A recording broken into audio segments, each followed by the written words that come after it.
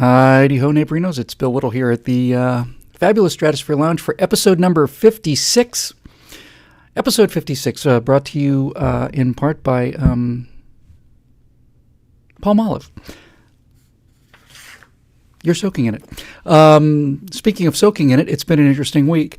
We've got a lot of great stuff to talk about today. I've been a little bit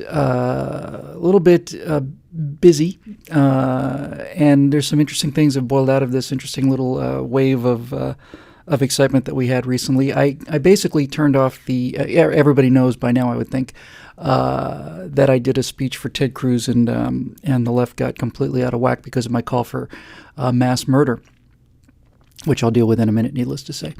But basically, I turned off the ability to post on the page, mostly to protect you good people from the profanity of the tolerant and diversity-loving left. I still get the personal messages, but you guys shouldn't have to be submitted to that, so I'll turn that back on in just a minute. So we'll get to that in a second. Everything else is really good and really interesting, and these are the permanent teeth. I like them a lot. I think they're really cool. I actually, I had the temporaries in for a while, and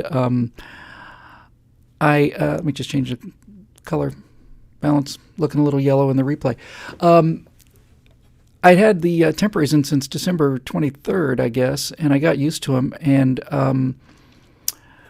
I thought, when I got the permanents in just a couple days, yesterday, as a matter of fact, I thought, no, I don't know if there's really much difference. And then my friend showed me a picture of what I look like with the old teeth, and I was like, holy cow. So anyway, I'm just as happy as I can be. But anyway, yeah, there's a lot going on, and a lot to talk about, and a lot of interesting things that are in motion. We had another real quick interesting week for those of you who are members out there. We had a problem with our fulfillment. Just after I got finished, kowtowing and just basically prostrating myself and apologizing for all of our fulfillment problems. Then it turns out that the automatic script that we had that renews people's memberships at BillWhittle.com automatically didn't renew. And so somebody went through and punched them to count the one that got missed plus the new one. And then a lot of people thought they got double billed. So it's a whole nother customer service issue I have to deal with. We are getting these things under control. And the only thing I can point out in my defense, honestly, is that it's taking us days or weeks to fix these things, not 4 or 5 years as it would if I had $1 billion and the resources of the federal government behind me. So anyway, it's good to be back. And it's been a real interesting week. And like I say, a lot of interesting things are in the works here. I think some nice changes for us in a lot of different ways. So I can't really talk about those just yet, but I should be able to talk about them pretty quickly. It's funny. I guess you guys probably know this by now. I have a live feed, and then I have off to the side, I have feedback. I see off to the side here what you guys are seeing. And the color balance on the live feed looks fantastic. And every time I see what comes back to me, I always look a little yellow, so I'm playing around with fixing that a little bit. But anyway, it's good to be here, and I know I've been a little radio silent lately. There have been some interesting reasons for that, and I can go into some of them now, but I can't go into all of them. So I guess we might as well just get rolling right into this baby here. So even though, strangely enough, I'm actually really quite shocked that this was the number 2 rated question, I'm going to deal with it first because it's certainly the one that seems to be on most people's minds. So Brian D. Kane asks,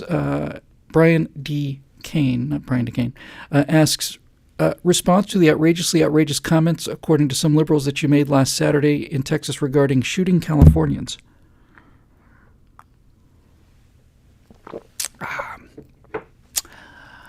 Yeah, I do. I actually do have a few remarks about that.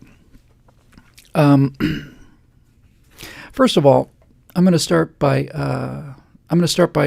showing you my favorite quote of all time by my favorite humorist of all time. So here we go. For those of you who may be dealing with a very low-resolution screen, it's a picture of Mark Twain as a young man about the time he made the quote, and he says, "I thoroughly disapprove of duels. If a man should challenge me, I would take him kindly and forgivingly by the hand and lead him to a quiet place and kill him." Obviously a call for murder on the part of Mark Twain here. This is really the root of the issue. For those of you who are not up on current events, I gave a speech at an event in Texas. It wasn't a fundraiser for Ted Cruz, just so happens that Ted Cruz was there. And I opened the speech by saying, these are pretty much verbatim quote. I opened the speech by saying, "Hey everybody, how are you? I just flew in from Los Angeles and I can't tell you how great it is to be back in the United States of America. I grew up in America as a boy. It's a real pleasure to be home." Everybody laughed and applauded and cheered. So for people to take seriously what I said afterwards, they have to start by assuming that we're going to take seriously the idea that I don't believe that California is a member of the United States of America. When you start a speech with a statement like that, you're setting the stage, and you're setting a stage for a kind of rhetorical device. And you would think that the left, with their love of rhetorical sophistication, how smart they all are, you think they'd be a little more familiar with this. So let's just go right to Wikipedia, that unimpeachable source, but it happened to have a pretty good case here. And let's look up a word on Wikipedia, which I'm now going to read to you verbatim as it was copied from the Wikipedia page. And the word is hyperbole. Hyperbole, from the Greek, means exaggeration. It's the use of exaggeration as a rhetorical device or figure of speech. It may be used to evoke strong feelings or to create a strong impression, but it is not meant to be taken literally. Hyperboles are exaggerations to create emphasis or effect. As a literary device, hyperbole is often used in poetry and is frequently encountered in casual speech. An example of hyperbole is, "The bag weighed a ton." Hyperbole makes the point that the bag was very heavy, although it probably does not weigh a ton. So, here's what happened. I start with this line saying, "Good to be in Texas. I grew up in America. Just flew from California. Great to be in America." And then I said, "Listen, I'm just going to give you Texans some advice, and I wouldn't trust this to the Highway Patrol or even the National Guard. You may have to do this personally. If you see cars coming in from California, if you see cars coming in from the west heading east on I-10, and they stop at rest areas or restaurants or something, that's fine. Just escort them out to the Louisiana side. But if you start to see them going into residential areas, open fire on them immediately. Don't take any chances at all. Just open fire. Shoot first, ask questions later. And in fact, I wouldn't trust it to small arms fire. If I were you, I'd put mortar rounds down on that target. I'd use mortars. I wouldn't take any chances." Now, people were in there recording this. Some people recorded the thing. I could tell who they were, by the way, because everybody in the room was roaring with laughter, except for these two people who had a very serious expression on their face. And I remember thinking, oh, I guess these people are from the other team. So what happened was, the first iteration was, it's interesting how this works, because you really need to understand how this works. The first iteration of my call for genocide against Californians, against people in general, calling for the massacre of millions of people, was this. The first story said, conservative blogger jokingly advises people to open fire on people with California plates. And it included the video, and then there was a block quote. But then the next time it got picked up, either by Daily Kos or Talking Points memo, the jokingly was removed from the headline, and the block quote was there, and eventually the video wasn't there. So all you get is a block quote. You don't get the context, you don't get the people laughing, you don't get anything. So when people say to me, well, what's your response to this? My response is very simple. It is utterly, utterly, utterly inconceivable to me that anybody would take this seriously. And it goes a long way to talking about the mindset of the left to believe that people could take this seriously. They said, oh, and people laughed because, why would people laugh? You know, if you make a racist comment in front of a racist group, if you make a horrible derogatory comment about Jews or blacks in front of a Aryan Nation crowd, they don't laugh. They mumble in agreement. They don't laugh out loud. They mumble in agreement. Hyperbole is designed to take something to such a ridiculous level that it expresses the emotion behind it. And the emotion behind it is Californians are messing up Texas, and they are. And they're messing up Oregon, and they're messing up Idaho, and they're messing up Colorado, and they're messing up Nevada, and they're messing up everywhere. If I'd made that same joke in Oregon, if I'd made it in Colorado, if I'd made it in Idaho, would have gotten the same laugh. It would have gotten the same laugh because people know it's true. And it would have gotten a laugh because it's a joke. Because it's a joke. So, there are many things to say about the fallout of this. Here's the first thing I want to say. For me to apologize for this would be for me to say that there was some chance that somebody could take this seriously. It's utterly inconceivable to me. And when this thing happened, I was literally flabbergasted, and it's only when it sank in on me that that's how the left really does view us, you know. You want to talk about incitement to violence. The left and the demagogues and the progressives have been making conservatives and Tea Party people into these crazy lunatics who at a drop of a hat can open fire. Every time there's a shooting, every time there's a bombing, they blame the Tea Party. They actually believe this. It's never the Tea Party. Sometimes it's leftists. Sometimes it's moderates. Never Tea Party people. And by the way, just so we're crystal clear on this, it doesn't matter if they're all leftists. It doesn't mean that the leftist philosophy is responsible for this.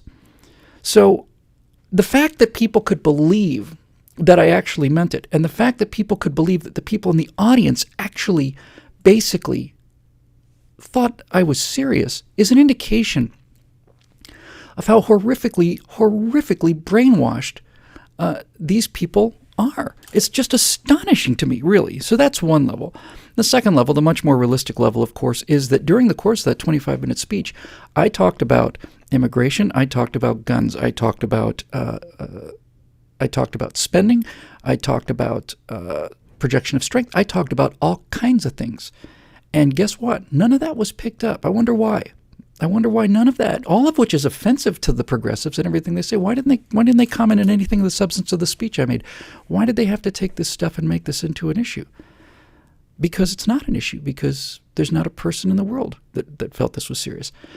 But now I'd like to get to the main point about this, because this really is the issue here, in my opinion. When people say to me, for example, I'm kind of afraid to fly. I say, you want to go for an airplane ride in the small airplane? And some of them will say, I'm kind of afraid to fly. And my first response is usually to say, hey, I don't blame you. I don't ever go up there without a couple of quick stiff belts. You can get hurt up there. Does that mean I'm advocating pilots flying drunk? Does it mean that I fly drunk? Does anybody believe this? Anybody believe this? But let's get to the point. Here's the point. My theory of people and your theory of people, I would imagine, the conservative theory of people, is that we are individuals who have our own individual will and have our own individual actions, and we are responsible for our actions. The left's theory of people is that human beings, human individuals, are automatons that are wound up, that are not responsible for what they do. They're completely at the mercy of external forces.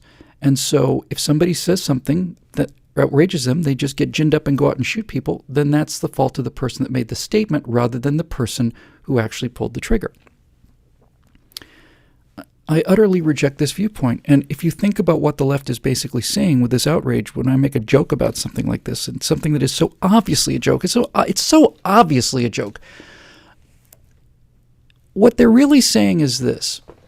If they're really saying that by me saying this, somebody could go off and actually do this, then the end result of this philosophy is very simple.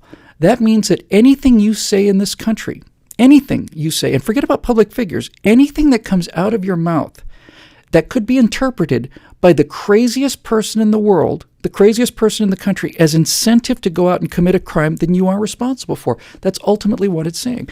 I was at my Aunt Marty's 90th birthday party back in July, and I have a cousin who's a young man, and he's an extremely, extremely progressive guy. And he mentioned out loud he thought that the Republicans and conservatives had screwed up Time magazine. Now, if somebody at that party sitting around the fire had thought, yeah, the Republicans did screw up Time magazine, and then went up and shot up Time magazine, is that my cousin's fault?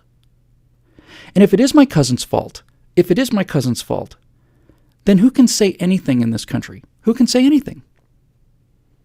Who can say anything? No one can say anything. If the standards for your ability to speak or have an opinion or make a joke or anything else is the possibility that the craziest person in the country might act upon what you are saying, then no one can say anything. And that's kind of exactly what they want. They don't want anyone to say anything. And forget about left and right, for example. Do you really want to live in a world? Do you really want to live in a world where if one person objects to a billboard, that billboard has to come down? If one person makes a complaint about an ad campaign, that ad campaign has to come down? Do you want to live in a world where the most outraged, professionally outraged people can, simply by objecting to something, cause you to be quiet and shut up? That's what they want. I'm not going to give it to them. I'm sorry. I'm not going to give it to them. I'm certainly not going to apologize, and I'm certainly not going to go much further than this. It's extremely, extremely clear to me what's going on. This is simply an attempt to suppress my speech, and I think what really drives it, frankly, is ultimately you can criticize the left and you can argue with the left and you can fight the left politically, but the one thing that these people, with their unearned moral superiority and their sense of intellectual superiority, the one thing that they cannot stand is to be mocked. They can't stand it. They cannot bear to be mocked. And that's what I was doing. I was mocking them. So, I don't know what to tell you. Other than that, that's pretty much my position on it. And I utterly reject this idea because, listen, of all the people out there who should be worried about the kind of criticism that they level against me, it's in fact the left. Because if by me saying this is incitement to murder, and I've been accused of that by scores of people personally, and hundreds of thousands of people probably think it. If I make a joke about this, that's so obviously a joke and people just roar with laughter, if people take that seriously and assume that I'm responsible for it, let's just say somebody did it. Let's just say somebody came out and did it, and I'm responsible for this. What does that mean?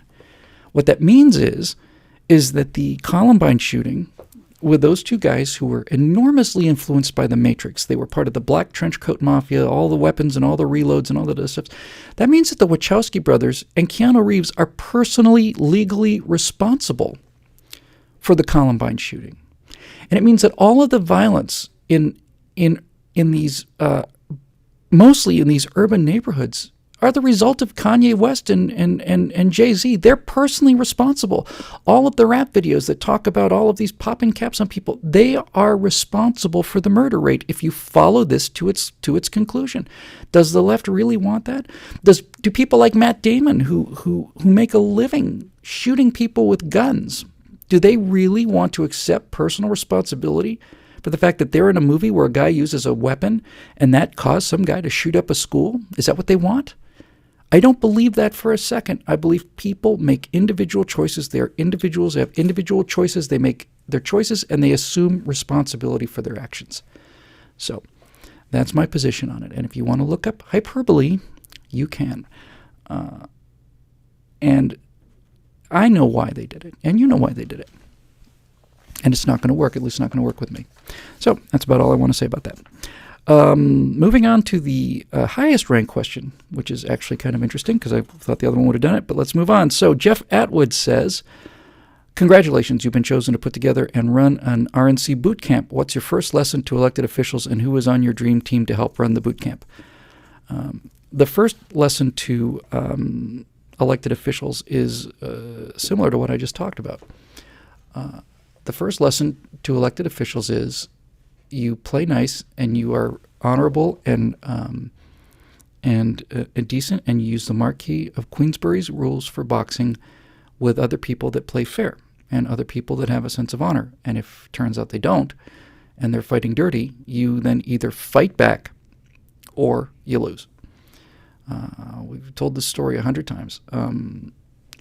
I'll say it again because it's a great story. There was an incident apparently happened at Guadalcanal.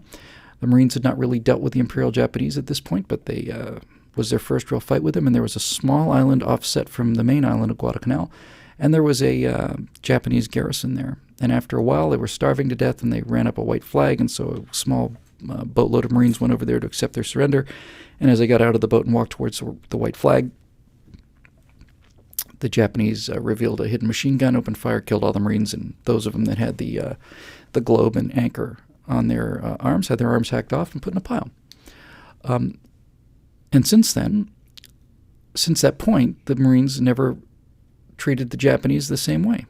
They didn't start it, but when the Japanese soldiers were feigning wounded and they'd send a medic over to take care of the Japanese soldier, and he reveals he's got a grenade in there, kills the medic. After a while, you begin to realize, okay, you want to run up the black flag, you run up the black flag. We didn't do it, but you did, and so therefore, there you go. So what I would say to the Republican candidates is, if you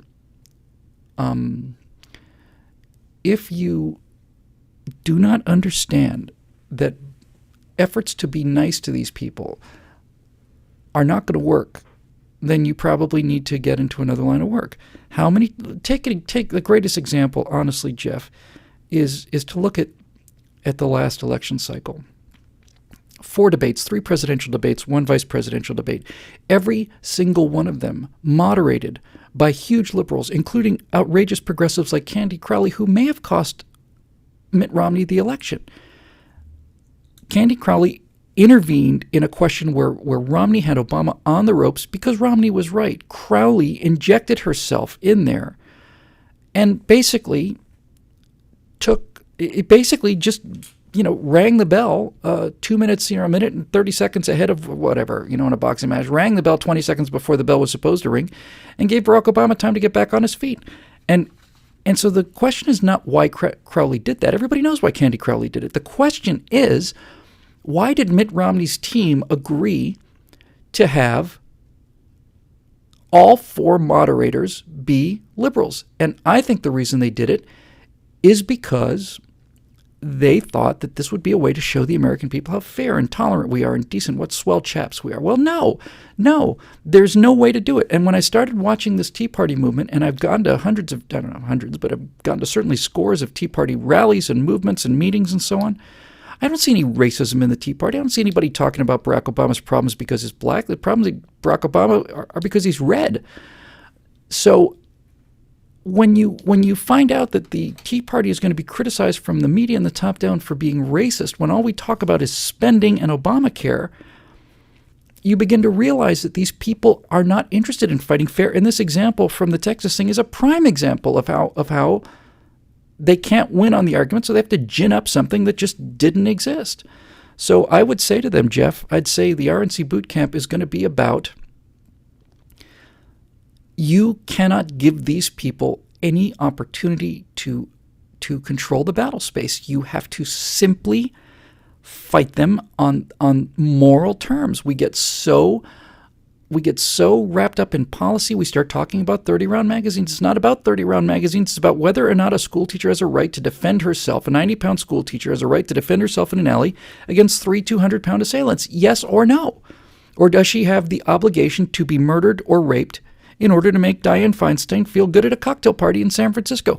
When you start getting down to the issues, when you get down to the philosophical issues, everything's very clear, and we win all the time. But we don't. We just start, getting into all these minutiae and details. So I would tell them in the Republican boot camp, number one, if you don't believe in this philosophy, get out. Number two, the fundamental problem we have, Jeff, is I keep saying Jeff. Excuse me. I'm so sorry. It's Jet. I kept seeing people say Jet. I'm so sorry, Jet. I don't have my glasses in, and for some reason my eyes are a little soft today. Jet. So many apologies, Jet. The fundamental thing is that you have to understand that we have an enormous disadvantage, because the people that go into politics want to be politicians, but the entire theory of our conservative movement is that government's bad. It's hard to find politicians that want to go to Washington and and not gain power and make things less and spend less money and reduce their own personal power. It's virtually impossible to find people like that. That's why we have such a problem. Most people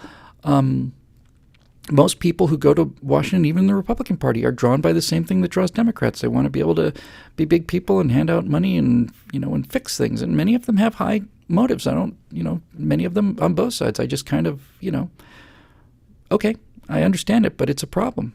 So I would just be, and I would redo all the branding, as I mentioned in that Ted Cruz speech, which I'll post when I get the official video.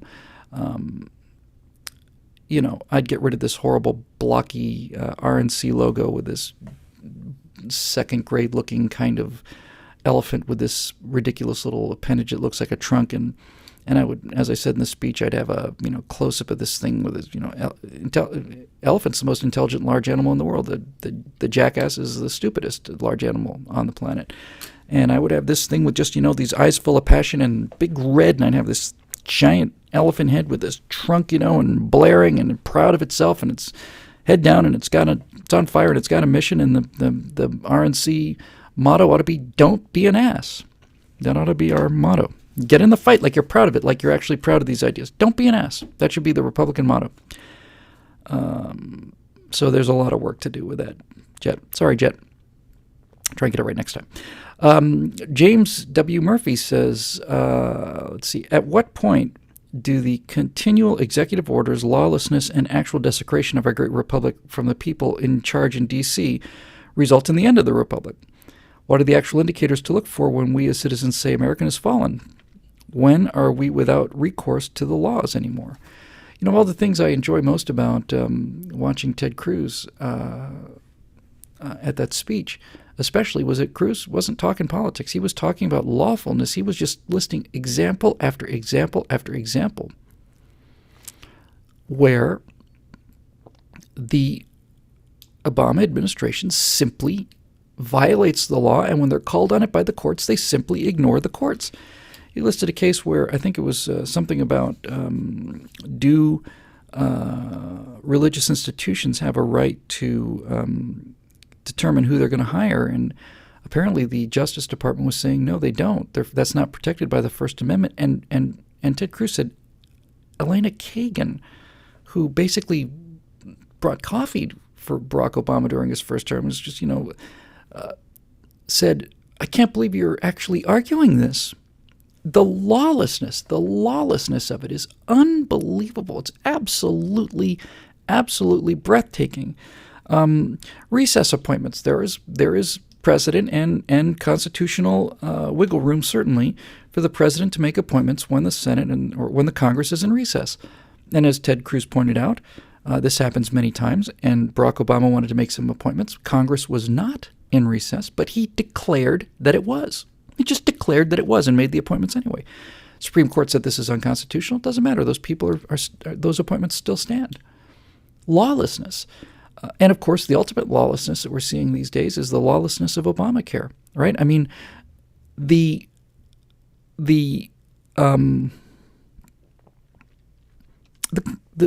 structure is pretty clear.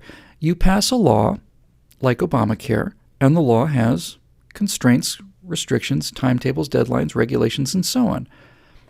That law is then passed, even if it's by the shadiest of means and the narrowest of margins and the most the most partisan vote and basically in the history of the Republic for anything of that magnitude. But it's now the law. And so since it's the law, it's the law. The president doesn't simply get to say, oh, I've decided to change part of the law. This isn't going to take place for another year. That part of the law that talks about the employer mandate, I'm going to let that go too. And I'm also going to change some of the dates and times. It's not how it works. If you have a law and you want to make changes to the law, if you want to push these things back a year, let's say there's a perfect good reason that Barack Obama wants to push some of these mandates back a year. Then what you have to do is you have to go and make new law, and it has to pass Congress, has to be signed by the president. When the president simply dictates what parts of the law are going to affect when the president can dictate that this particular piece of legislation with a date on it is no longer valid, I've just arbitrarily decided to make it happen a year later. When the president dictates what parts of the law are to be followed and what laws the Justice Department will enforce and then what laws they won't enforce, When the president dictates that, he becomes a dictator.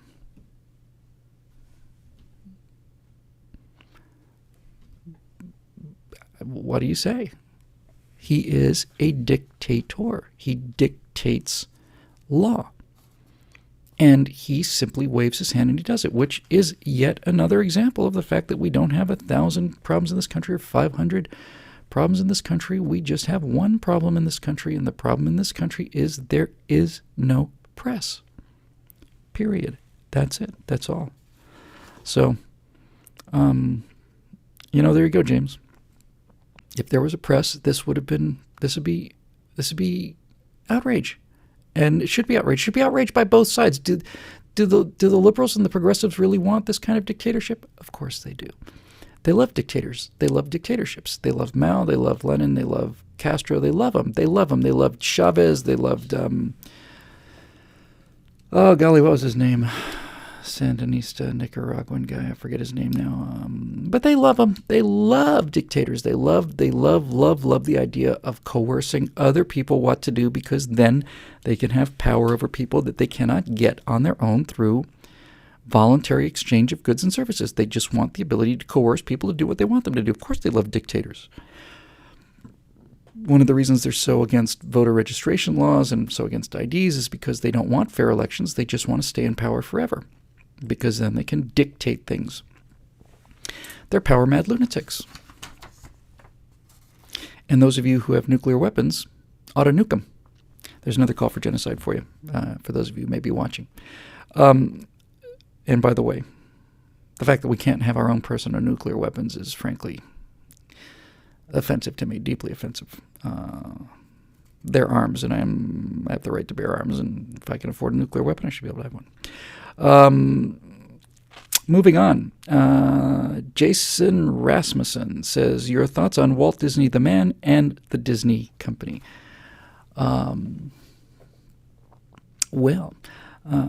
I think that's an interesting question for a number of reasons.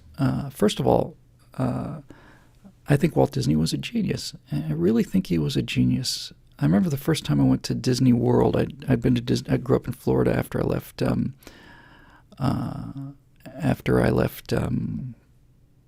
Bermuda, and so I only went to Disneyland as an adult. By the way, I might have mentioned this before, but if you started out in Disney World in Florida, and that's all you'd seen, and then you go to Disneyland in California, it is shocking how small things are. Shocking. I remember needless to say, if you're a kid growing up in Florida, in Miami, you go to Disney World. When a teenager, you go every couple times a year. And when I finally, as a full-grown adult, saw Disneyland, I saw Cinderella's castle at Disneyland. I thought it was Cinderella's tool shed or Cinderella's guest house, it was, shocking. So I was at Disney World in 1972, right when they opened. I may have actually been there before they opened to the public. My dad was a hotel manager. I think we had a friend who was the manager of the Contemporary Hotel in Disney World. So since you asked about what I think about Walt Disney the man versus Walt Disney the company, when I saw the Contemporary Hotel, I was probably 72. I was 13 years old. And the Contemporary, for those of you who don't know it or haven't been there, it's a little dated looking now, but it's basically two concrete slabs like this where the rooms go down the length of the building, and there are interiors with an open space for these two concrete slabs, and the monorails go right through the lobby. And I remember when I was staying there that first night, I got up at, I got up at midnight or something. Everybody else, the whole family was asleep, and I just kind of snuck out the door in the room and looked down from, we were up on the 15th floor or something, and I looked down on this giant open canyon of concrete and beautifully done and everything, and these monorails just moving through there. And I thought, this is it, man. This is the future. So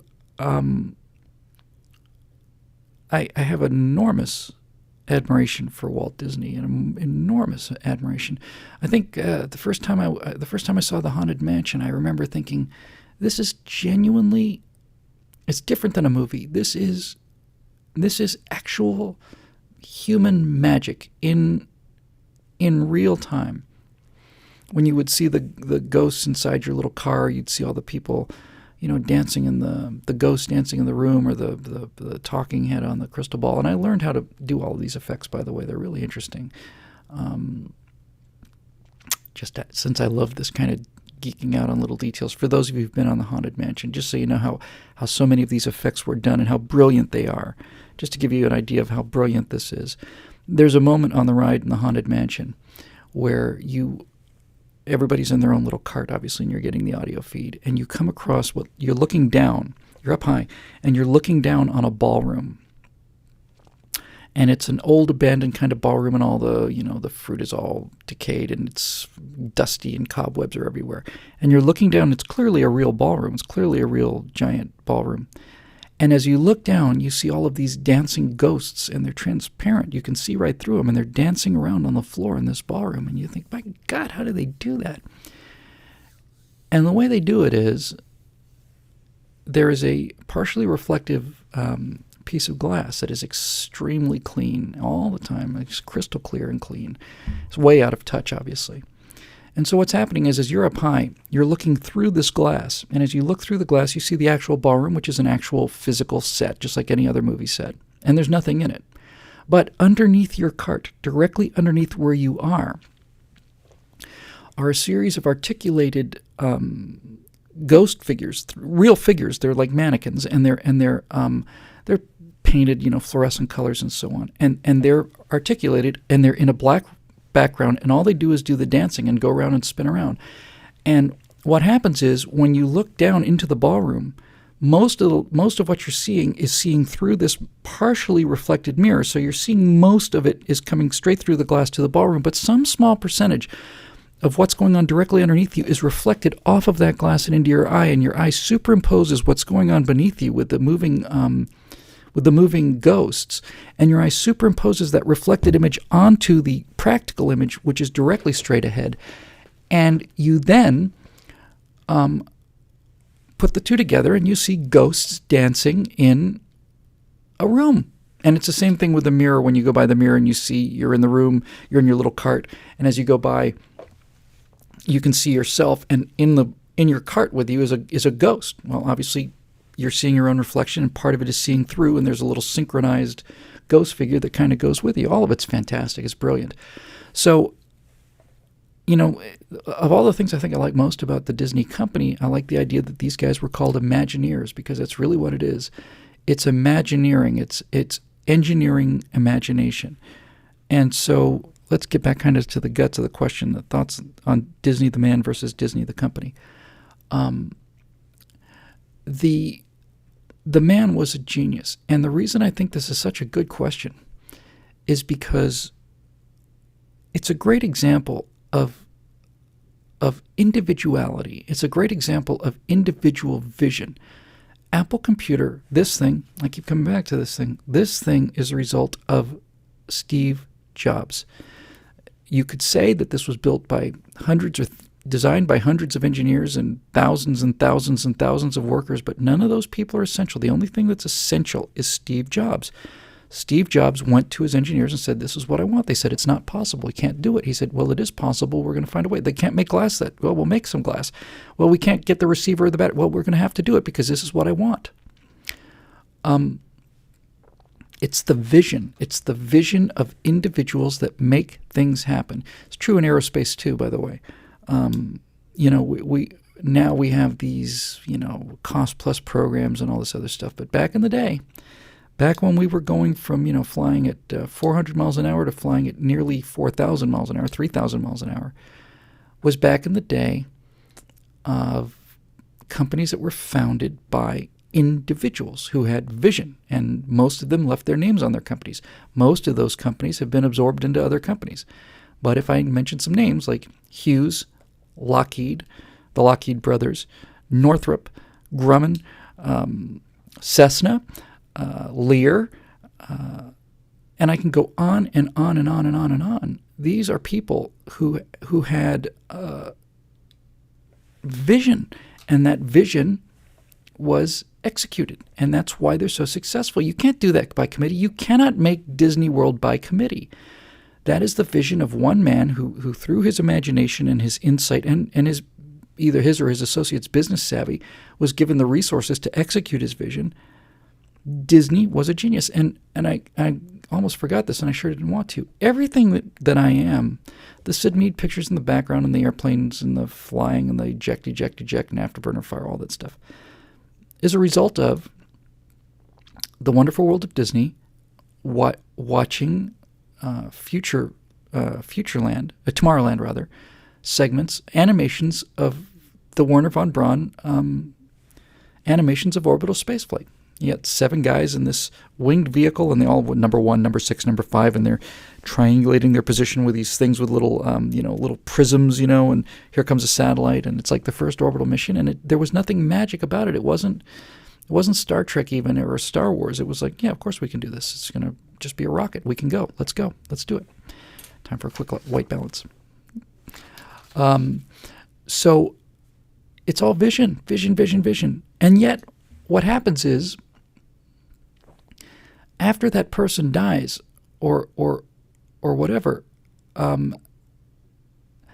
somebody just sorry, I had to stop. Precious Snowflake said I said somebody executed. Obviously, I didn't mean to call for anybody's actual execution when I said executed. Needless to say, I meant to say by executing, I mean fulfilled the operational requirements. And I deeply apologize for using the word executed, which I know is a very, very sensitive subject, and certainly didn't mean to get anybody excited or upset. And the last thing I would want is for anybody to say that or to think that I'm in favor of going out and executing people, which is utterly, utterly ridiculous. And I deeply, deeply, deeply apologize for using that offensive word. Thank you very much for pointing that out, Precious Snowflake. You are now my legal advisor.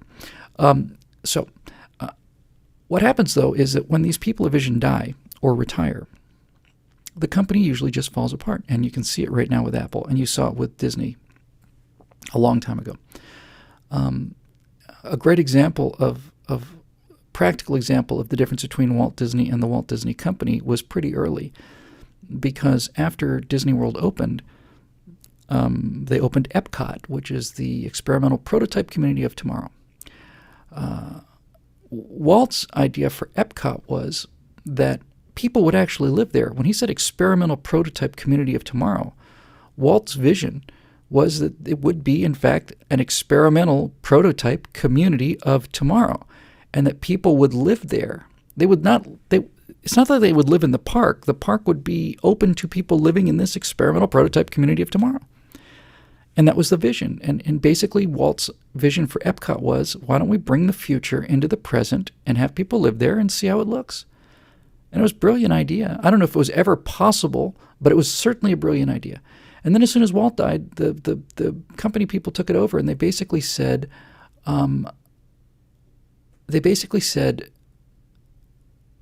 okay, we can't really quite do that. It's not really practical. So let's just make it about a bunch of future rides. And Epcot's appalling. Epcot is awful. It's a Monsanto ad and a this ad. And look, I don't mind that. I mean, some of the big sponsors of Disney over at the Magic Kingdom are, used to be Monsanto and all those guys. I don't have any problem with the corporate sponsorship, but there wasn't about anything. It was this kind of, low-level sort of... And then you take that another generation away from Walt himself, and then you open up with this debacle out here called Disney's California Adventure. I don't know if 8 people have ever gone to California Adventure. I never have. Why you would have a California Adventure in California is utterly beyond me. It's one of the most epic failures of all time.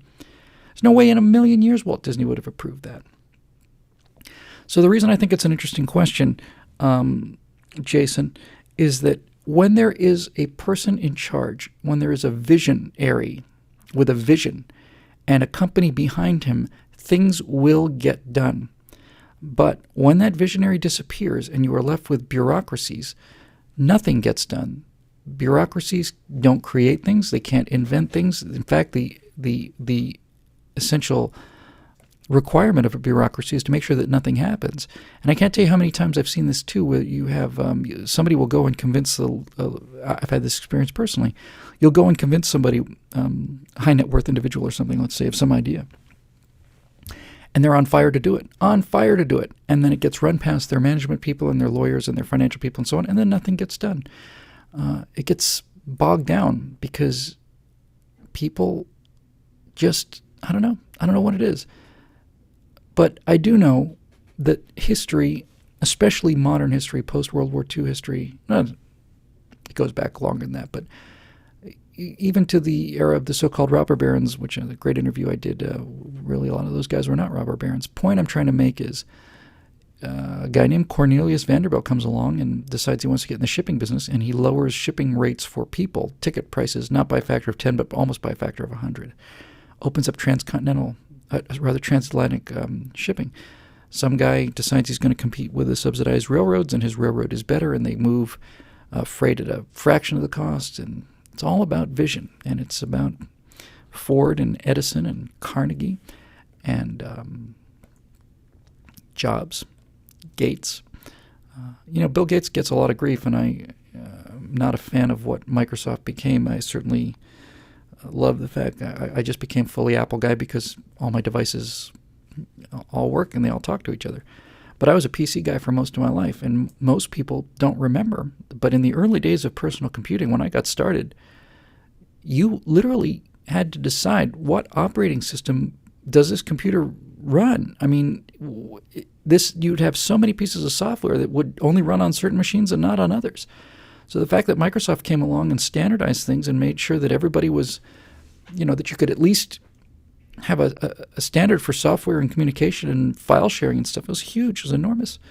And so, it really does come down to individuals. And when you see what eventually happened, there were times when Disney just became just appalling. I have to tell you, I probably shouldn't say this because undoubtedly it will be trumpeted into my utter contempt for the Holocaust and my personal hatred for all Jewish people everywhere. But I'll risk it. Here in Los Angeles, Disney has animation studios here. They have they're in Burbank. They've got their corporate office. And when Disney was run by Disney, it was a magical place to be, and everybody loved it. But when Eisner took over, everything got very, very corporate, got very cutthroat. And so people who worked there at the two campuses here referred to the two campuses that Disney had in Burbank. They referred to the first one as Mauschwitz and the second one as Dachau. That's how appalling and awful the conditions were. And that's because the vision of Walt Disney, who understood that creativity was what he was selling and happiness was what he was selling, paid the best people to do the best work. And then along comes a manager like Eisner, who decides he's going to grow the brand and who's going to make all these efficiencies. And they make the work environment so awful that creative people call the place they go to work Mauschwitz. Is it any wonder that this stuff is, falling apart? It's true for Disney. It's true for every other company. They've still managed to preserve their brand by and large, but we won't see the likes of Walt for a while, I don't think. So anyway, somebody new will come along, hopefully, and we'll see how that works out. Joshua Tiemans, is this our first Tiemans questions of the night? My God, we're almost an hour into the show. We get our first Tiemans question. Don't worry, there's another one coming. Two more coming. Hey, it's a trifecta. It's one from each of the Tiemans brothers. It's awesome. I still haven't figured out who the Tiemans are, but I do have my blaster just sitting over there, so be careful. Joshua Tiemans says, Bill, every man over 40 has some story that's funny in hindsight about the one time they messed up epically in front of a group of people. Whenever there's a get-together between families, stories like this inevitably come out. What's yours? Honest to God, I've been thinking about this. Maybe I've just blocked it out. Or maybe there's just so many of. You know what I can tell you? Here's. I guess this is certainly the one that's the most traumatic for me. I suppose it's funny in hindsight. I was working out here in L.A. I was a limo driver, and I was trying to get movies made. And strangely enough, I was working as a limo driver, and I got a job through one of the people I met in the limo company, a really terrific man who was in charge of the Kaiser Permanente medical group. Terrific guy. We had an interest in astronomy together as a doctor, really terrific doctor. And he got me a job, got me into the audiovisual department at Kaiser Permanente, and I spent a year or two writing comedy for Kaiser Permanente. Kaiser, I don't know if they still do it, but they have these various medical groups here in Southern California, and they would every year they would have an employee banquet night, and if you had 25, 30, 35 years, then they would do a little bio for you, and you'd take a little walk up and they'd give you a prize. So I would get these forms, these questionnaires from people, and I would then write a comedy bio for them. And I did about 1,000 of them, and 950 of them were the same person. And I'll tell you something, trying to write fresh material from somebody who's active in their church and enjoys trips to Vegas is tough. In any event, it's before the internet, and I was just before the internet, probably about 92, I'd say. So I would get a manila envelope full of questionnaires, and I would return a manila envelope with these little 1-paragraph, 2-paragraph comedy bios, and they were paying me, and I could do it anywhere. So since they could pay me to do it anywhere, and I was so sick of LA, I'd just moved up to Palmdale and was a glider pilot and launched a lot of gliders just to kind of decompress. So I thought, you know what? I always wanted to do a sketch comedy show. I'm going to go back to Gainesville, Florida, back to the theater department, and I'm going to just load up my little Honda, and I'm going to go back there. I can literally mail this work in, so I have some income, and if it doesn't work, I'll be back in a month, and if it does, I'll stick around for a while. So I went back to Gainesville in end of 92, December of 92. I missed the Northridge earthquake by about 10 days. I was not here for it. Got to Gainesville, found a group of people, and we group of improv comedy guys, and we had a what's the word I'm looking for? Cable access company, community access thing with a studio that they had to have in order to be able to do the cable. It was Cox Cable back in Florida. And nobody there was doing anything with it. So I had the production experience. So we started doing a sketch comedy show in Gainesville called Grazing. It was really fun. And the theory behind Grazing, the idea was that you're flipping through channels, and so you'd catch little pieces of TV shows or promos. So we'd have our own show parodies, and we'd have our own networks, and we had the Acid Channel, and we had Wife Time, and we had all kinds of stuff, and had weird show ideas. We had a show called Hot in Hell that was hosted by Ted Bundy and Joseph Mengele, movie reviews from hell, and I played Ted Bundy. And there was smoke coming out of my orange jumpsuit, which is hateful and mean, and I certainly don't mean to suggest that means that people should be in favor of the death penalty or anything else. In any event, back to your point, I can't explain this. I don't know how it works. They mention it in Shakespeare in Love, how everything in theater or show business is never ready, and the curtain is about to go up, and it is going to be the greatest catastrophe in history, and then somehow, by some miracle, everything comes together at the last instant. No one can explain it. It just happens. I don't know why things run so late up against deadlines in show business, but they literally run up until action or lights, and it's like, oh God, I don't know what it is, but it's pervasive. It's everywhere in show business. So we had the opening night for Grazing, in answer to your question here, Joshua. And that was one of my favorite things about college life. I don't know. I haven't seen many of them since. I don't know if I've seen another one. But there was a place there called, I want to say it was called the Cinema and Cafe, I think it was called. And basically it was a large room, and there was a movie. It was a movie theater, but instead of having rows and rows of chairs, it had tables, and you could order chicken wings and beer and pizza, and you could just sit there and watch movies. But instead of sitting in rows, it was kind of like a cafe where you watched a movie. It was a great idea. And so we had this place, and we were going to show the show at 8 o'clock, let's say. I think it was 8 o'clock. And we were going to run it through the cable network. So it wasn't like I had to bring a disc down. They literally would broadcast it at a certain time. So at 8 o'clock, this thing was supposed to go on, and I was up there. Now, this is nonlinear editing, right? This isn't computer-based editing. This is where you have to start a record deck and a source deck and lay them in shot by shot. And we were assembling this thing, and we were assembling it all day, and next thing we know, it's 7 o'clock, 7:30, 8 o'clock. It's like, God, it was a 20-minute drive to get down there. People are already filing in. We'd sent out all these invitations. There's like 100 people there. I am losing my mind. It's 8:15, it's 8:20. I'm still making edits on this thing with these guys, and it's like, I know it's a half an hour to get down there, and they're ringing the phone, and they're calling everything, and it's like, oh my God. it's just nightmare. So finally we get this thing done, and it's queued up, and I go racing down there, and people are getting a little, they're not surly, but they're ready to go, right? I mean, they've been waiting almost an hour, maybe a little over an hour. And I come in there and I say, here we go, we're getting ready to go. And the next thing you know, it's like, oh, we're having problems with the playback, we're having problems with the record, and I am just dying. It was the worst moment ever. Finally, the lights go down and this thing starts rolling. And by this time, I'm so amped.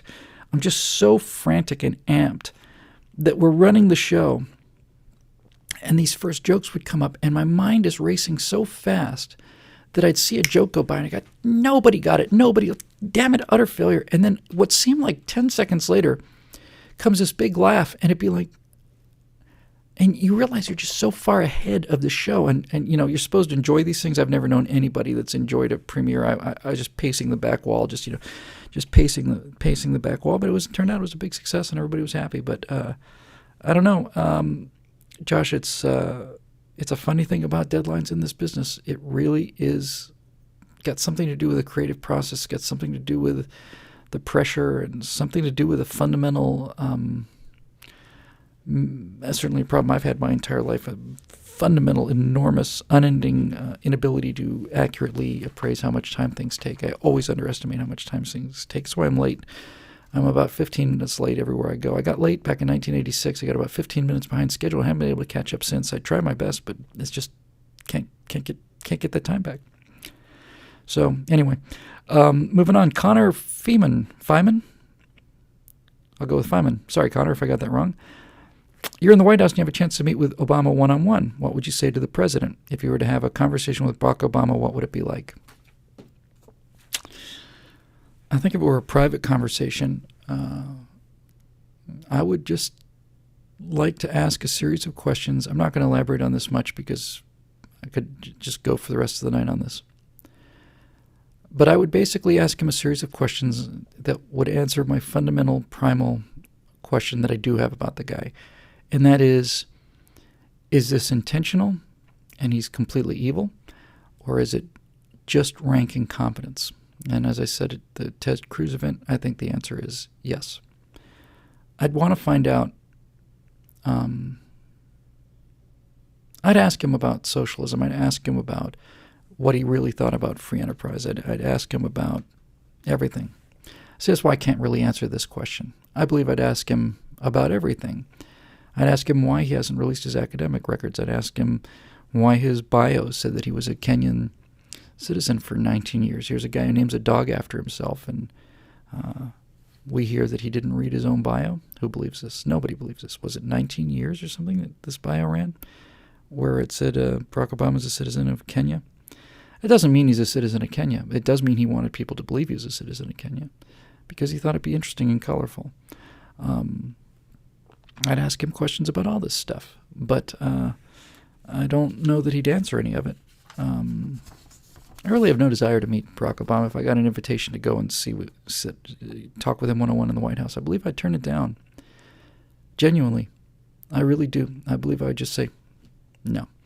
I'm pretty sure I know who you are and what you are and what you're trying to do, and I have no desire to meet you, and I certainly don't have any desire to shake your hand. The questions I want to ask you, you're not going to answer. So thanks for the invitation, but, what would be interesting would be to get Barack Obama liquored up in a company of people who he trusted. I'd like to hear what Barack Obama has to say when he's in a room with Bill Ayers and Reverend Wright and David Axelrod and Michelle. That's what I'd like to hear. I'd like to hear that. Anyway, yeah, that's Connor. That's just, you go all night with that one. I don't even know where to start. Like I said, I really just don't think. I just don't think I would do it. I don't see any point in it. I have no desire to be there, and I think the guy's a disgrace.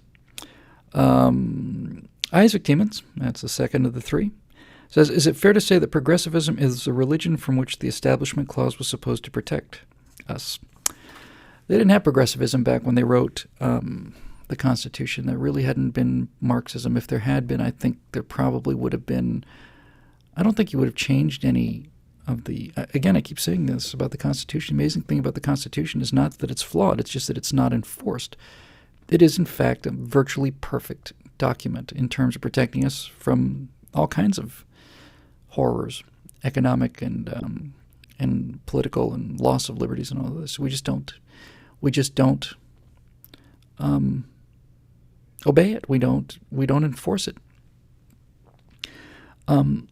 I do think it's interesting that all of these people who are constantly striving to keep religion out of the military and keep religion out of the public sphere and all this other stuff, the definition really of, I mean, people tend to assume religion means sort of a theocratic viewpoint, a sort of a vision of some sort of theology. But actually, I think a much better definition of a religion is a worldview. It's a combination of philosophy, morality, and values that basically determines your moral code and your moral bearings and your actions. And if you take that definition of religion, which I think is a much better religion than just belief in God, then this kind of secularism is a religion too. And they are imposing this religion upon other people by claiming that they're trying to get religion out of government and out of society. I think really the best answer I can give you here, Isaac, is that you'll often hear progressives talk about the wall between church and state, separation of church and state. It's in the Constitution, but it's not in the Constitution. It was an offhand comment that Thomas Jefferson made in a letter to somebody else. Thomas Jefferson had Bible sessions and religious services in these Congress. I think Jefferson actually had money allocated from the federal government to pay for Bibles.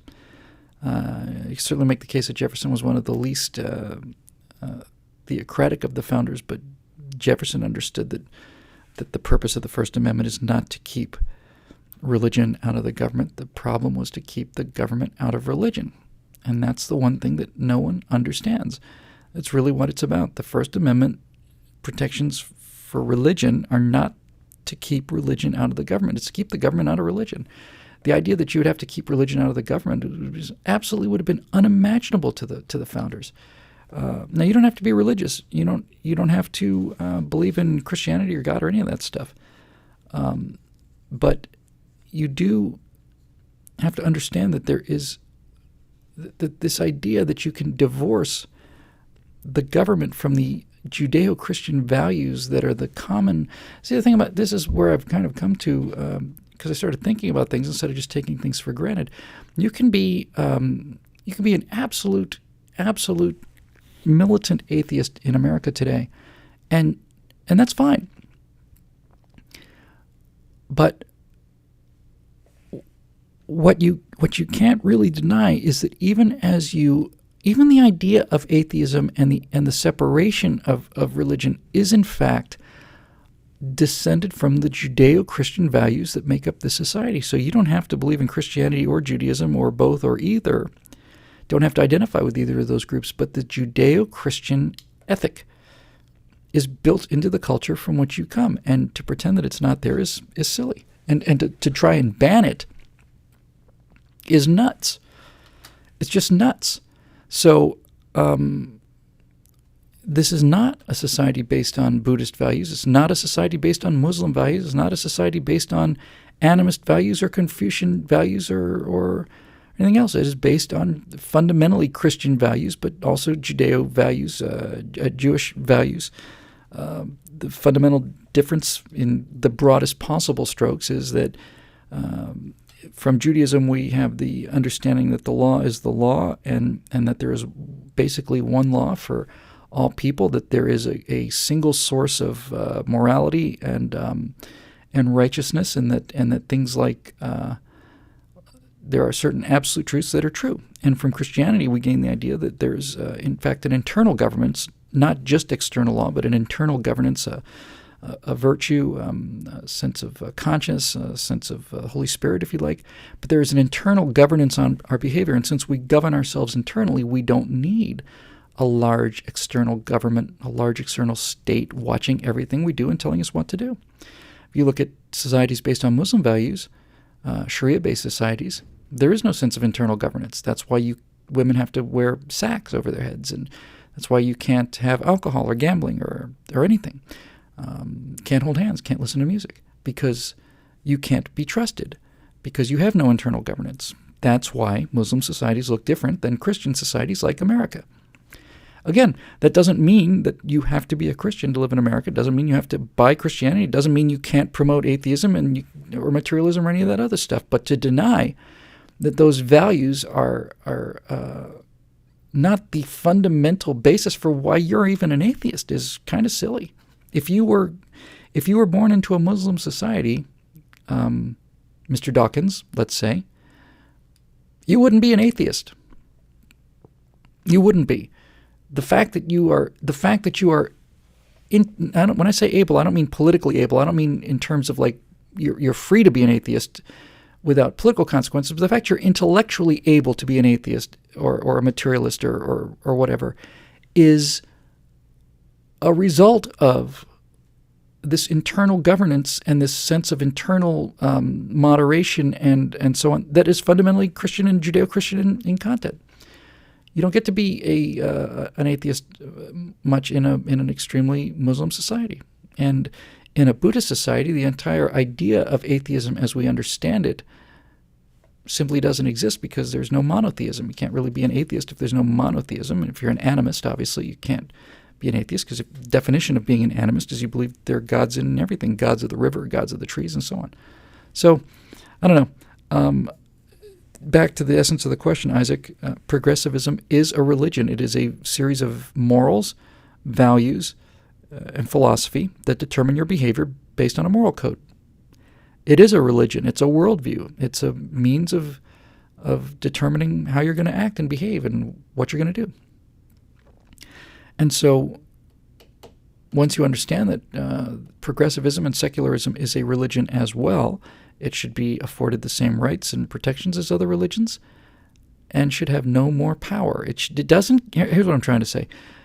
It doesn't get to put progressivism doesn't get to put itself in a privileged position as if everything else is a religion except for this, which is pure reason and pure non-belief. It's a belief system, and it should be subject to the same things. So you don't get to have one religion push another religion out of the public square, especially the religion that everything, including atheism, was founded on. So this business of closing down, Christmas displays in town squares and stuff, and having one angry person basically pull down, this is what we were talking about earlier with the situation in Texas. If one atheist can cause a town that's had what's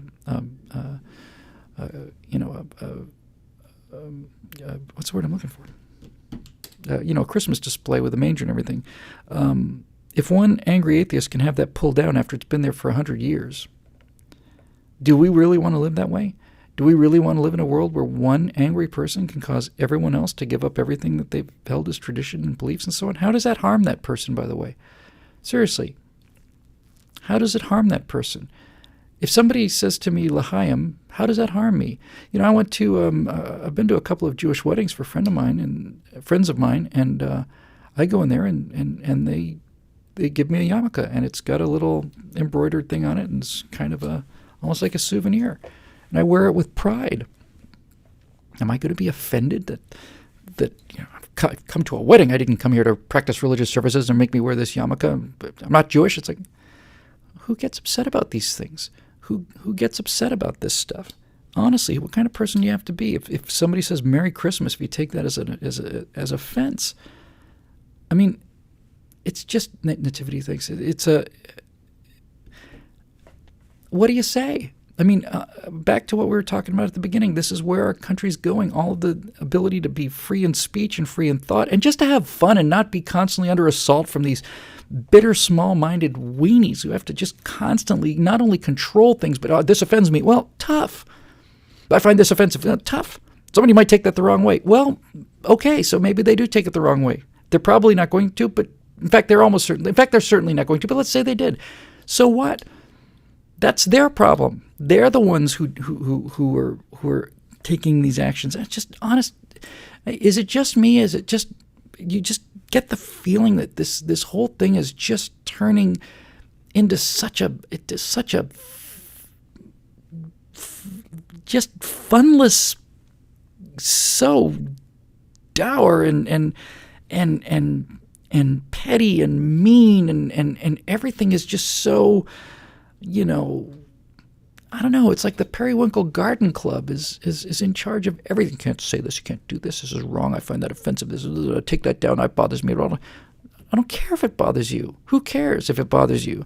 A lot of things you do bother me. I just tune it out. I don't even get a chance to turn it off because it's everywhere. Just tune it out. I don't see it. God, oh man, that's really bad news. Bad news. Well, we got 4 to go. Dear President Whittle, during your one term, as I said at the Freedom Rally, Ted Cruz was, I think the Republican Party ought to say that we are the party of no re-election to the same office. We are one-term people. I'll make that case later. But during your one term, what will you do with NASA? As you know, President Obama has made Muslim outreach the primary mission of NASA. Under your administration, will NASA be restored to its proper role and become something America can be proud of again? Will you push for a return to the moon? Will NERVA return? That's a lovely question. It's a great question. First of all, we don't fly space shuttles anymore, but I don't think NASA's budget has decreased significantly. It's kind of interesting, isn't it?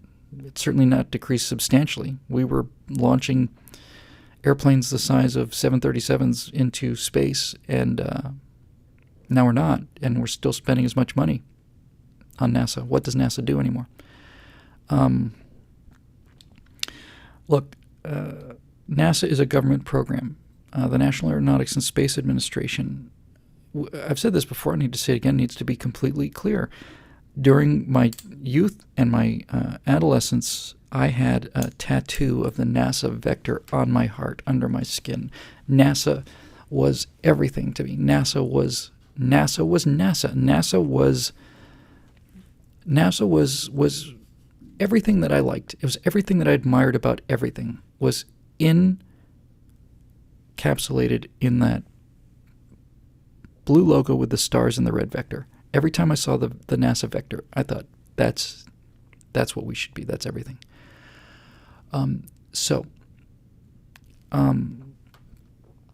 NASA, definitely can NASA get us to the moon? NASA did get us to the moon. NASA was responsible for the controllers. NASA was responsible for many of the engineers, but and training the astronauts and all that other stuff. But remember, the hardware was made by private companies, and North American primarily was a contractor for the command module and service module, and Grumman was a prime contractor for the lunar module. But NASA was, at the time, a terrific success because it was given a specific task and a deadline, a time limit and a deadline, and it worked wonders. But once you lost Apollo, you began to say, well, where do we go now? And without a mission and without a goal, NASA suffered the same thing that the Walt Disney Company did. It suffered from no longer having a vision and a goal and an objective. It went to being a sort of a self-perpetuating thing. It's a shareholder thing now. It's we've got a budget, and we have to figure out what we're going to do with it. So we have a space shuttle whose purpose was to reach the space station, and the space station whose purpose it was to have a place for the shuttle to go.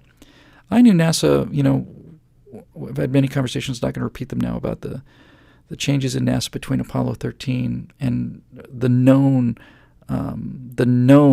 potential for failure that destroyed both Challenger and Columbia. They knew that there was burn through on those SRBs, and they knew that foam was coming off the tanks on the Challenger and the Columbia disasters. But what really is just so appalling about it is that NASA just didn't know where it was going or what it was doing. And so they began to get into this mode that they're in now, where it's like the first thing that we can't do is have any failures, and you can't lead that. So you can't restore that. It's gone. It's not what it used to be. So in answer to your question, Mike, if I was the president, I can tell you precisely what I would do with NASA. I would still give NASA significant funding. I would utterly get NASA out of the space transportation business. NASA would be something like the FAA, with some exceptions. But NASA's mission right now is to make sure the private enterprise, don't get into space. I would make NASA's mission facilitating private companies' access to space, facilitating by easing of regulations, by running interference, by helping with with local codes. Would not be NASA's job to keep people out of space. It would be NASA's job to allow private enterprise to get into space and make it as easy as they could. There is a role for NASA in terms of unmanned exploration. I think that NASA does very well still to this day. And I think there's certainly a role for NASA in terms of research and development, where NASA should be given a budget to work on pure research, things like Vasimir drives and radiation shielding and that kind of thing. But I would not put NASA in operational charge of I certainly wouldn't make them the gatekeepers to getting into space. I would, in fact, make them the people who are designed to not keep the gate closed, but make sure there is no gate. I would make NASA fundamentally restructured as a research organization, a organization that was designed to make private enterprise as easy as possible to get into space, as with the FAA, which I think is to some degree overregulated, quite a bit overregulated. But the FAA certainly does serve certain valuable functions. I would have NASA have some sort of authority with some fundamental safety issues, but nothing like what we're seeing here. When I say fundamental safety issues, I mean NASA would have an obligation. There is an obligation on the part of the government to protect the citizenship. So I'd make sure that that the people who are talking about going into space, and that should be anybody, the fundamental precautions were taken care of to make sure that the general public was not exposed to any excessive dangers. Absolutely would relight NERVA. And I would put NASA back in a position of being a facilitator rather than a controller. The federal government doesn't run the airlines. If it did, we would have Aeroflot. The Soviet Union had a state airline called Aeroflot, and they measured their delays not in hours but in days. This flight is 3 days late. Maybe, might be longer. It's been well said by many people that if the FAA existed during the golden age of aviation and the FAA had gotten involved in regulation at a time when we were learning how to build commercial aviation, then today we would have the official FAA national airplane, and it would be made out of wood, and it would have four propellers, and it would travel at 8,000 feet in the weather. At 200 miles an hour, it would carry 30 passengers from Los Angeles to New York in 35 hours, and the flight would cost $8,000 per seat. That's what would happen if the FAA had been there in the golden age of aviation. We need to get NASA out of the way. Out of the way. There's some things it can do. I'd keep unmanned exploration, and I'd give them a budget for that. The work NASA's done with Cassini, Galileo, Opportunity and Spirit rovers, Curiosity rovers, the Mars missions, extraordinary. I would take their manned space money and put that into unmanned exploration and research. I might provide some limited numbers of I certainly would provide tax breaks. Let's put it that way. Like that's so much better than grants. I would provide large tax incentives to companies that wanted to get into space. I would declare that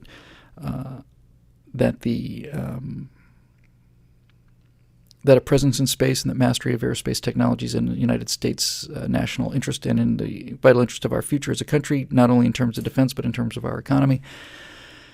And I would have the Internal Revenue Service provide enormously attractive tax breaks for companies that wanted to get into space. That's how I would do it. Rather than taking your money by gunpoint out of your pocket and giving it to some company and hoping they can succeed, I would make it in other people's interest to invest in that company because of the tax breaks. So that's what I would do if I were in charge of NASA, Mike.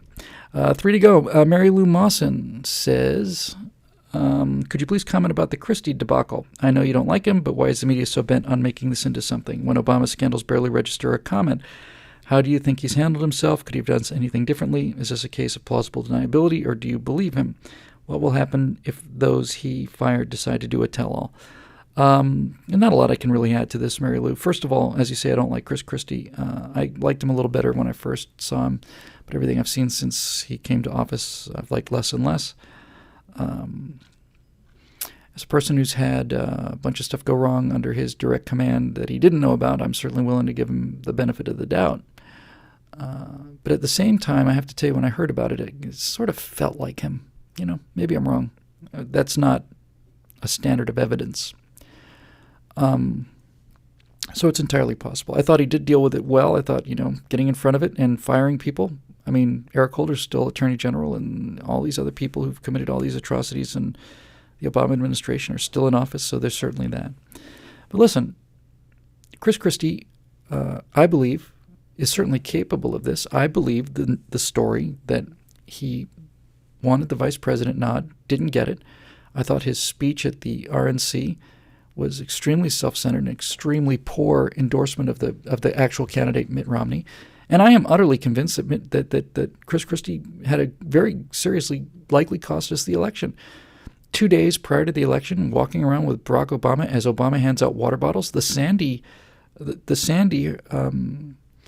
aftermath makes Katrina look like, Patton. I mean, it's a debacle. But 2 days after the storm, there's Chris Christie with his arm around the president saying, man, this president is awesome. He sure is doing a great job.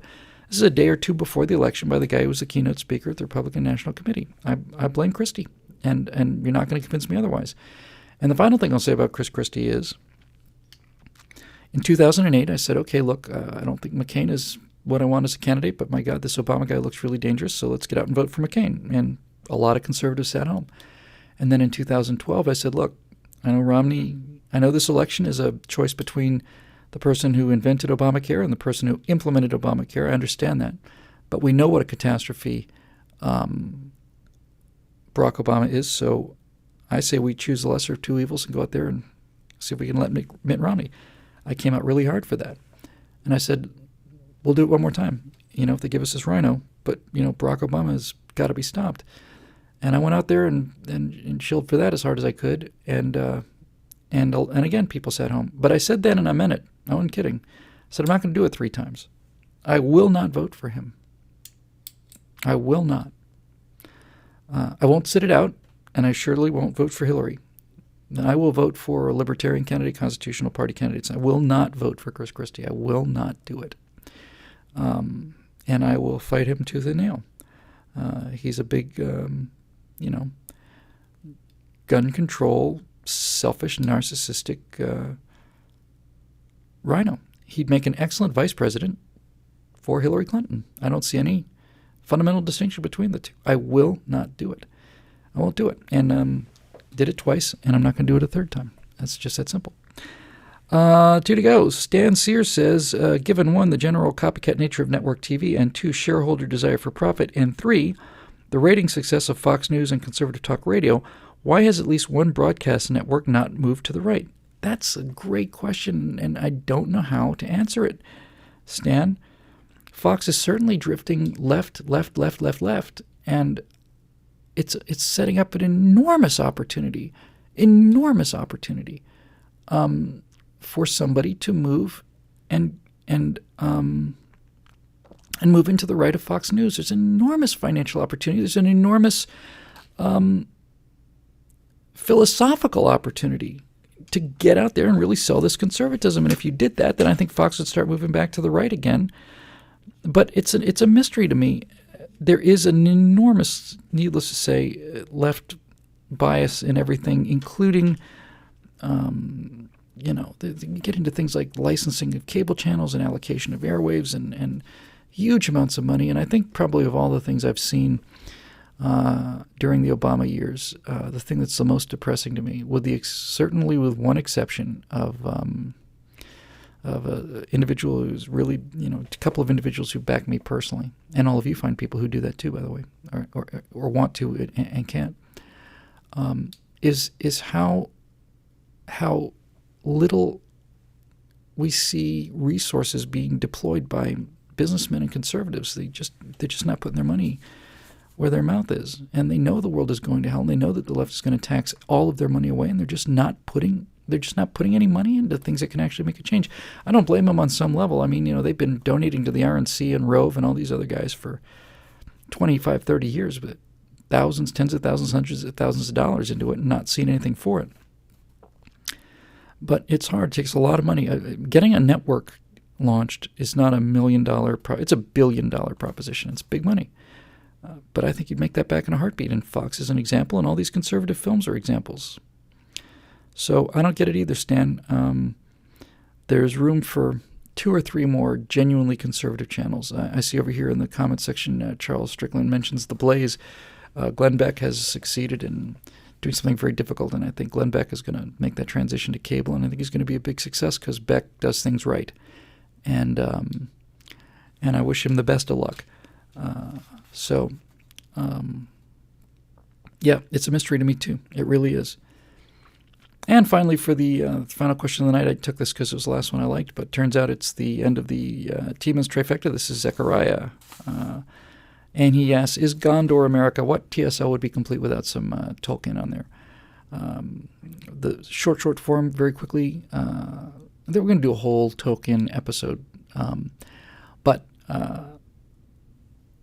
for those of you not up on the story, in The Lord of the Rings, there are basically 2 nations, two countries, kingdoms basically, that are on the side of goodness. One of them is Gondor. Gondor is the last remnant, and a small remnant, I might add, of the previous sort of almost Atlantean, not almost Atlantean, Atlantean view of humans. The Númenóreans, the kings of men, moved to Middle-earth from Númenor. After Númenor was destroyed, it was flooded and went down like Atlantis. And they set up 2 kingdoms, Andor and Gondor. And Gondor is basically the rump end of what's left of civilization. And then Gondor has an ally, a tribe of very, very rough-hewn, primitive kind of horse people named Rohan. And Rohan came to Gondor's aid many, many years in the past when The Lord of the Rings takes place. And in exchange, Gondor granted a huge portion of what was once Gondor to Rohan. So there are 2 allies. So you've got a kind of civilizational, city-based nation in Gondor, and you have a much more rough-hewn, horseman-like kind of ally in Rohan. So the question is Gondor America? And I think no. I think Gondor is Britain. I think Rohan is America. When Tolkien wrote Lord of the Rings, we forget, those of us who are of my age and younger, we forget that prior to World War II, America was really not a power at all. I mean, we'd sent the Great White Fleet around the world, made a presence, and we were a force in the end of World War I. But at the beginning of World War II, America had the 17th largest army in the world. We were underneath Portugal. Portugal had a bigger standing army than America did, and at the beginning of World War II. Prior to the end of World War II, certainly prior to the Great War, the great world power was not America, it was Great Britain. And that was the world that J.R.R. Tolkien grew up in. He was a South African. He was a product of the British Empire. And it wasn't until after World War II that Britain basically just fell apart into socialist dystopia. And America basically came up and assumed a position of world leader. So at the time of the writing of Lord of the Rings, America was a rough-hewn cowboy culture who came to the rescue at the last minute. Literally, the cavalry rides into the rescue at the end of Return of the King, and cavalry rides into the rescue in The Two Towers as well. So I think Gondor is Great Britain. Gondor is civilization. Gondor is empire and kings and royalty and nobility and palaces and so on. And Gondor, I think, is Britain. And I think in Tolkien's mind, those rough-hewn horsemen with their vigor and their passion and their kind of fundamental courage, their lack of sophistication. I think Rohan is America. I think, I could do. We really will do a Lord of the Rings, or a Tolkien TSL. We're going to do a flying TSL too. I got some GoPro cameras, and I'm going to go do some flying videos. It's been a busy week. I lost most of the week, and I'm actually going on vacation for 2 days to Arizona tomorrow. That should help me quite a bit. Just get out there and kind of clear my head. I have been working like a crazy man, and haven't had a couple days off in forever, a year, I think. So we'll get back in the saddle and ride to another glorious victory starting next week, I guess. So there we go. A little shorter this time, 1 hour and 40 minutes instead of 2 hours and 40 minutes. But I do have a lot of stuff I got to catch up on, so I think that'll probably do it for episode 56. I hope those opening remarks were as clarifying as they can be, and it really was a lesson. It wasn't a lesson in terms of shutting up and a lesson in terms of watch yourself. It was a lesson in how these people work and why. And I'm not going to be part of narrowing the language. I'm going to do my best to expand the ability of what we can talk about, not cave into these kind of pressures. So that's what I'm going to do. Anyway, it's been great seeing all you guys. I get your wear my shirt there. We have sent out all the membership stuff. If you didn't get yours, please let me know, and we will get to those. We've really been much, much better on fulfillment customer service lately, so if anybody's got any problems, let us know. We'll get them out to you right away. Until then, this has been episode 56 of the Stratosphere Lounge. Thanks so much for joining us. Always a pleasure. Thanks again for your support. As always, it means the world to me, and I guess we'll see you sometime next week. Okay, everybody be careful out there. Take care now. We'll see you. Bye-bye.